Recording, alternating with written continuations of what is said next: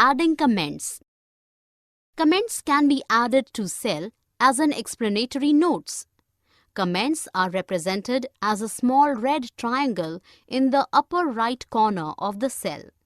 As a user hover the mouse over that cell, the comment written with that cell is displayed. Steps to add a comment. Click on the cell where comment is to be added. Choose Comment from the Review menu. Type the comment in the text box. Click outside the cell after writing the comment. A triangular appears outside the cell. Printing a worksheet.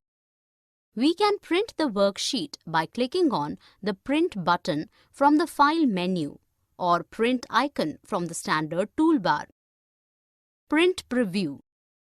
Print Preview helps to view the document and to specify the settings for the printing.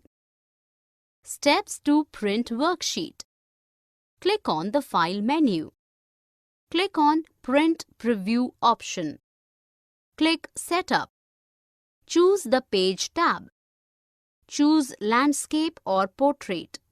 Click on OK. For more such videos on all subjects, practice questions and a lot more, download iPrep and learn unlimited.